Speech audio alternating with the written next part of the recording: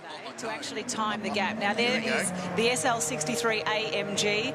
It's got torque 800. It's a 410 kilowatt output. It's a 5.5 litre bi-turbo. I got to drive it a couple of days ago. Oh, I'm very jealous. And Mick Doohan had a crack at me for driving like I was going to the shops. 410 kilowatts. That's almost V8 supercar power. I know, and this is a car, literally, they just pulled the Rego label off. I think Mick Doohan unscrewed the Rego label off, and he drives it like he stole it, and it's such an impressive bit of kit for what is a road car, and he's been going around pretty quick. I think the only difference between going a little bit quicker than the V8 supercar is probably the fact that it's on road tyres, not proper racing tyres. So 16.8 seconds separating the first two cars, and you'll see the speed comparison here too. So that will keep you up to date as to whether or not that V8 supercar can bridge a gap to the Mercedes, and whether, again, the Formula One car can bridge the gap. So the biggest difference in speed, I guess, between the V8 supercar and the Formula One, for example, is the power and the weight. So, and the aerodynamics on the Formula One car is staggering. It's got so much more grip and corner speed through all the slower corners, and that's where it really will catch that car of Casey Stoner. But the peak speeds as well. The peak speed of the Formula One car is nearing 285, 290 kilometres an hour.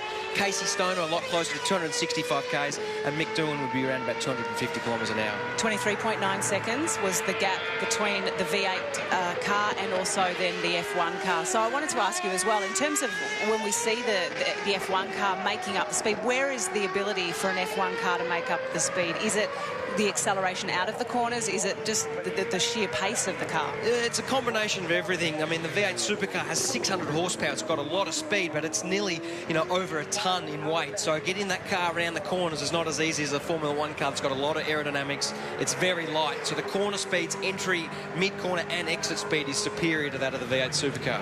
So there's Mick Doohan out of that fast chicane around the back of the circuit. So many great scenes there over the years at Albert Park. There's Casey Stoner, so you can see the gap closing in.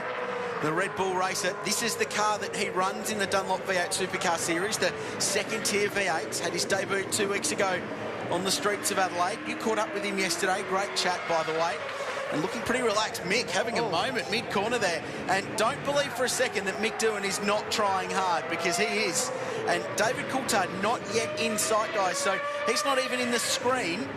Oh, here he comes. This is quite a funny experience when you're driving that V8 supercar. The Formula One car looks like a bee or a wasp in your mirrors, and then all of a sudden it comes howling up behind you, and this sets up to be a great finish. Have a look at this. This will be really close, in fact, but David Coulthard will just get there. The 3 cars across the line covered by 0.3 of a second.